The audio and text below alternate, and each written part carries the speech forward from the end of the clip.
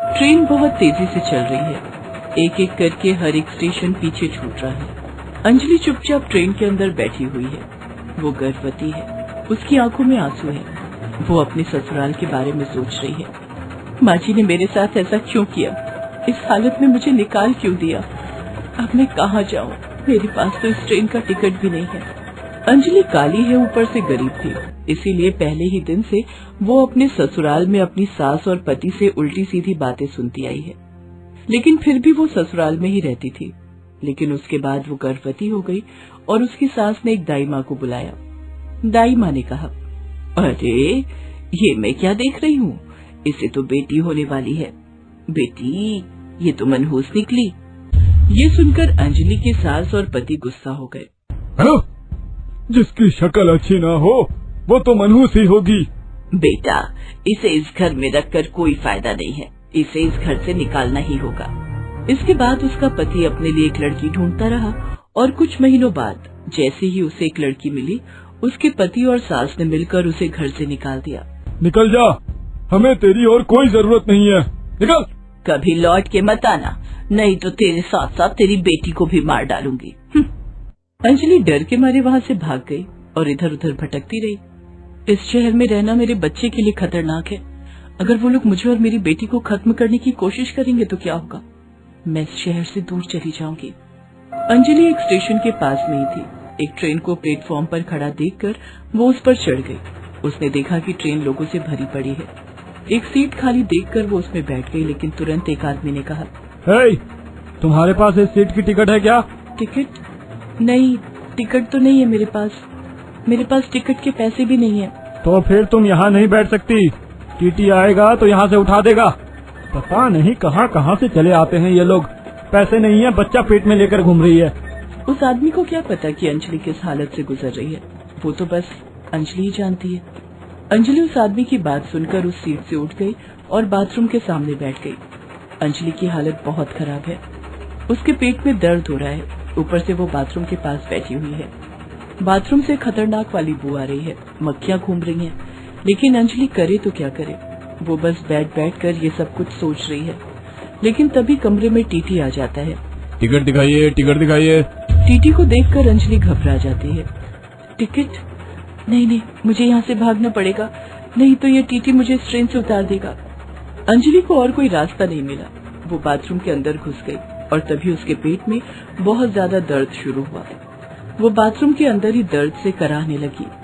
अरे बाप रे, इतना दर्द!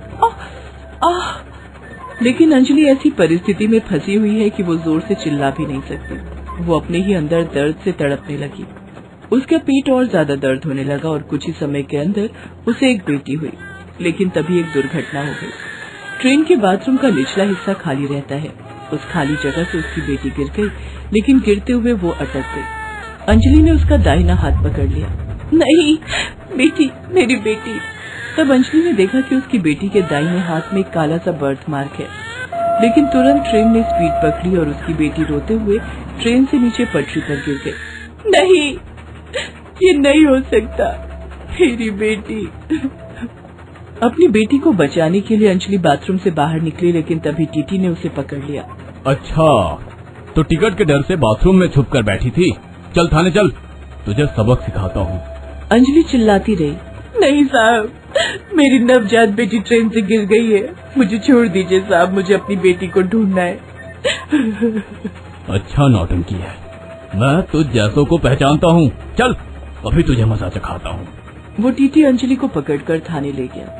वहाँ अंजलि को जेल में कैद कर दिया गया। अंजलि रोती रही, गिड़गिड़ाती रही, लेकिन किसी ने उसकी बात नहीं सुनी। मुझे अपनी बेटी के पास जाने दीजिए साहब, मुझे जाने दीजिए, मेरी बेटी मर जाएगी साहब। चुपचाप बैठी रहा वहाँ पे, नहीं तो डंडा पड़ेगा, डंडा। उस तरफ रेल की पटरी पर अंजलि की नवजात बेटी पड़ी हुई है। वो जोर जोर से रो रही है। ट्रेन की पटरी के पास एक बड़ा सा खेत है। उस खेत में बिरजू नाम का एक किसान और उसकी पत्नी बिमला काम कर रहे थे। बिमला को रोने की आवाज सुनाई दी। ये बच्चे की रोने की आवाज कहाँ से आ रही है? बिमला ने ट्रेन की पटरी के पास आकर देखा कि वहाँ एक बच्ची पड़ी हुई है और वो रो रही है। हे राम, इस बच्ची को यहाँ कौन फेंक कर गया? कलयुग है बिमला, घोर कलयुग। यहाँ हम दोनों को एक बच्चा तक नसीब नहीं हुआ। और किसी ने बच्चा पाकर भी फेंक दिया। हाय बेचारी। सुनो जी, क्यों ना इसे हम दोनों रख ले, इसे भी एक परिवार मिल जाएगा और हमें एक बेटी। बिरजू को ये बात पसंद आई। दोनों ने बच्ची को गोद ले लिया। उन दोनों ने उस बच्ची का नाम जूही रखा। वो दोनों जूही को पालने लगे। उस तरफ कुछ ही दिनों बाद अंजलि जेल से छूटी और अपनी बेटी को खोजती रही। बेटी, बेटी कहाँ है तू? बेटी कहाँ है? अपनी माँ को छोड़कर कहाँ चली गई है तू बेटी? अंजलि ने शहर के एक कोने से दूसरे कोने तक छान मारा, लेकिन उसे उसकी बेटी नहीं मिली। वो पागल सी हो गई। बेटी, मैं तेरे बिना नहीं रह सकती बेटी। मुझे पता है तू मेरा ही इंतजार कर रही है। अंजलि पागल होकर हर एक स्टेशन के बाहर भीख मांगने लगी और लोगों से ठोकरें खाती रही। उधर जूही बड़ी होने लगी। बिमला और बिरजू ने उसे अच्छे संस्कार दिए और ऐसे ही 18 साल बीत गए। इन 18 सालों में बहुत कुछ बदल गया। अंजलि बूढ़ी हो गई, जूही जवान हो गई और बिमला और बिरजू बीमार होकर दुनिया छोड़कर चल बसे। जूही गांव से शहर आई और एक कॉलेज में एडमिशन ले लिया। पहले ही दिन उसकी मुलाकात रोहिणी से हुई। रोहिणी एक महंगी गाड़ी से उतरी और उसके बाद उसके पापा भी उतरे। उसके पापा और कोई नहीं बल्कि अंजलि का पति रमेश है। लेकिन जूही को ये सब कहाँ पता। जूही रोहिणी से टकरा गई। एक्सक्यूज मी, देख के नहीं चल सकती तू? गांव की गवार। ये बोलकर रोहिणी ने जूही को एक थप्पड़ मार दिया। तुमने मुझे थप्पड़ क्यों मारा? अमीर हो तो क्या कुछ भी करोगी? तभी रमेश ने कहा, हाँ वो करेगी, क्योंकि वो मेरी बेटी है और मैं इस कॉलेज का पार्टनर, और तुम्हें इस कॉलेज में रहना है तो दिन रात मेरी बेटी को सलाम ठोकना होगा, नहीं तो मैं तुम्हें निकाल दूंगा। रोहिणी भी हंसने लगी। जूही को बहुत बुरा लगा, लेकिन उसने ये सब ना सोचकर अपनी पढ़ाई पर ध्यान लगाया और कॉलेज के 3 साल बीत गए। जूही को अपनी मेहनत का फल मिला। वो IAS बन गई। उसके पास अभी बहुत ज्यादा पावर है। वो मन लगाकर काम करने लगी। इस शहर को मुझे और बेहतर बनाना है ताकि रोहिणी और उसके पापा जैसे लोग इस शहर में न रह सके।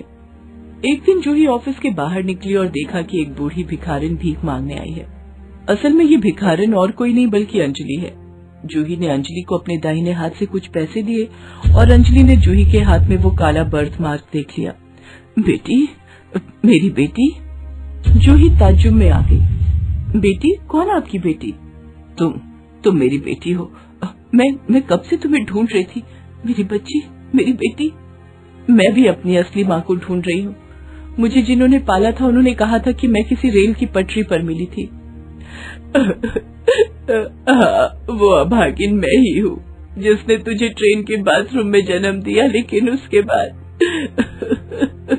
अंजलि ने सब कुछ खुलकर कहा। जूही ने अंजलि को गले लगा लिया। माँ, मेरी माँ, आप इतने दिनों से कहाँ थी, लेकिन आपको मुझे ट्रेन में जन्म क्यों देना पड़ा? अंजलि ने उसे बताया कि कैसे उसके पति और सास ने मिलकर उसे घर से निकाल दिया था। ये सुनकर जूही गुस्सा हो गई। माँ, ले चलिए मुझे उस घर में, मैं उन लोगों को सजा दिलवाऊंगी। अंजलि जूही को उसके ससुराल ले गई, जहाँ जाकर जूही ने रमेश और रोहिणी को देख लिया। आप हैं इनके पति? अंजलि, तुम कहाँ से टपक पड़ी? हाँ? रमेश ताज्जुब हो गया। अच्छा, तो आपने मेरी माँ को गर्भवती अवस्था में बाहर निकाल दिया था। आपकी माँ अभी जिंदा नहीं है, नहीं तो उन्हें भी मैं जेल भेजती। जूही ने रमेश को उम्र कैद की सजा दिला दी। रोहिणी ने सब कुछ खो दिया और रमेश की सारी प्रॉपर्टी अंजलि की हो गई। अंजलि बाकी जिंदगी आराम से बिताने लगी। उसे इंसाफ भी मिल गया और बेटी भी। जूही को उसकी असली माँ मिल गई। जिंदगी ऐसी ही होती है, चाहे जितने भी बुरे दिन क्यों न गुजरे, आखिरकार सब कुछ सही हो ही जाता है। पागल खाने के बिस्तर पर 60 साल की आशा देवी को अस्पताल की नर्सों और वार्ड बॉय ने कसकर पकड़ रखा था। हालांकि उसके हाथ बिस्तर पर बंधे हुए थे, फिर भी उसके उग्र रूप से सभी डरे हुए थे। कुछ देर पहले उसने 3-4 नर्सों को दांत काट लिया था। छवि, अरे मुझे बचाओ, ये पेशेंट तो बहुत खतरनाक हो गई है। छवि ने अपनी सहेली नर्स दीपा को बचाने की कोशिश की तो आशा देवी ने उसे भी दांत काट लिया। अरे छोड़ो मुझे, छोड़ो। पागल खाने में हड़कंप मच गया था। किसी की भी हिम्मत नहीं हो रही थी आशा देवी के सामने जाने की, क्योंकि वो सभी को दांतों से काट कर लहूलुहान कर दे रही थी। हमें इस पर काबू पाना होगा, नहीं तो ये सबके लिए आफत बन जाएगी। कुछ वार्ड बॉय की मदद से उस पर काबू पाने की कोशिश की जाने लगी। छोड़ो छोड़ो मुझे, छोड़ो। वार्ड बॉय की मदद से उसे बिस्तर पर ले जाया गया। डॉक्टर उसे शॉक थेरेपी देने की तैयारी कर रहे थे। उसके सिर के किनारे में शॉक देने के लिए तार लगाए गए और फिर मशीन को ऑन किया गया। आशा देवी जोर की चीख के साथ गहरी नींद में चली गई। नर्स, इस पेशेंट पर ज्यादा ध्यान देना और इसे किसी भी हालत में अकेला मत छोड़ना। अगली सुबह हर दिन की तरह आशा देवी से मिलने उसका बेटा रवि और उसकी गर्भवती बहू ज्योति आई, लेकिन आशा देवी तो उन्हें अब पहचानती ही नहीं थी। वो तो जंजीरों में बंधी बस उन्हें घूर रही थी। अपनी माँ को इस हालत में देखकर रवि की आंखों में आंसू आ गए। ज्योति, माँ कब ठीक होगी? कब वो पहले की तरह हो जाएंगी? सब ठीक हो जाएगा रवि, एक दिन सब ठीक हो जाएगा। कहते हैं इंसान जो बोता है वही काटता है, जो करता है वो भरता है। आशा देवी की हालत आज जो पागलों की तरह हो गई है, उसके पीछे वही जिम्मेदार हैं। उन्होंने एक समय अपनी ही बहू की ऐसी हालत कर दी थी कि उसे भीख मांगने की नौबत आ गई थी। ज्योति, अरे ओ ज्योति, कहाँ मर गई तू?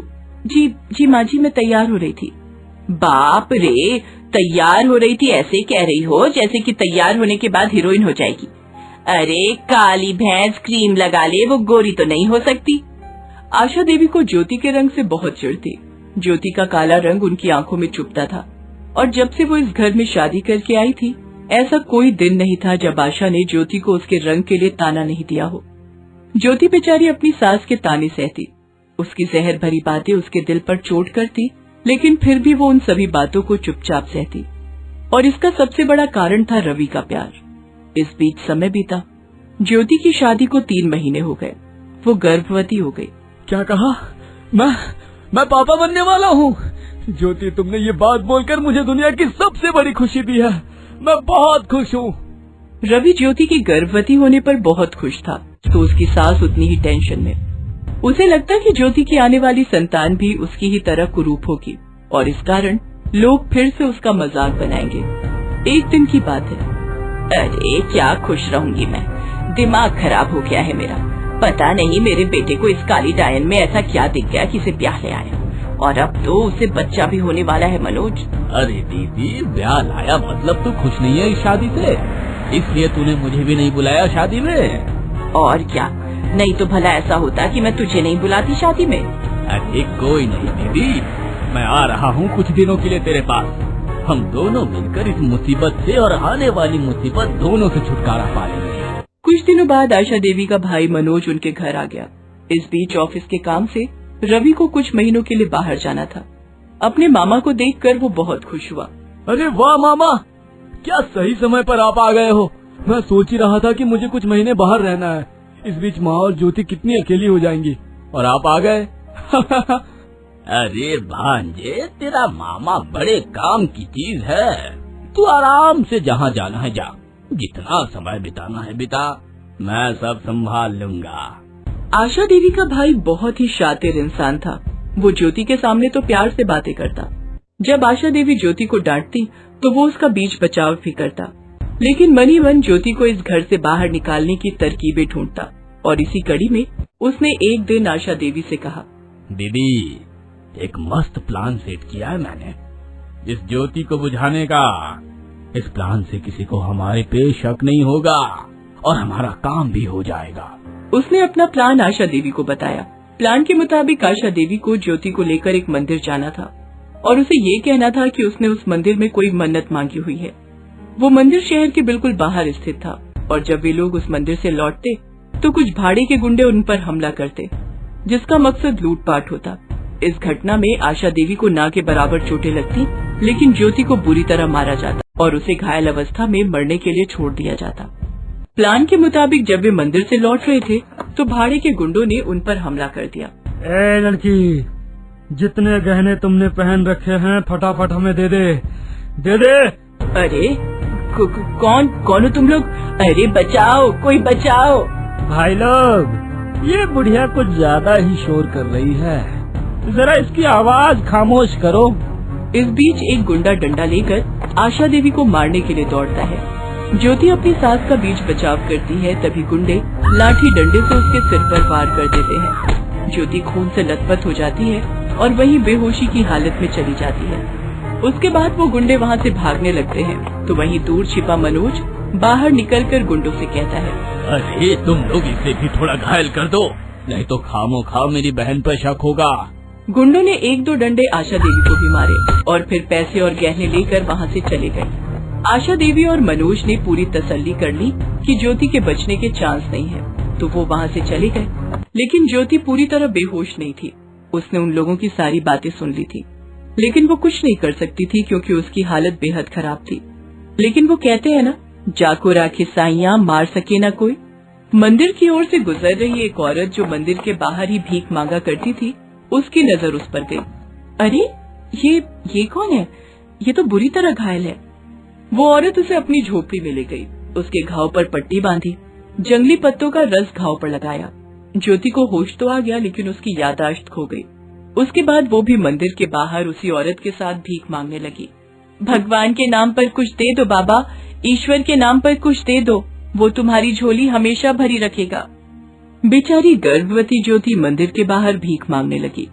उधर रवि जब घर वापस लौट कर आया तो उसकी माँ ने एक झूठी कहानी उसे सुनाई कि लुटेरे अपने साथ ज्योति को ले गए।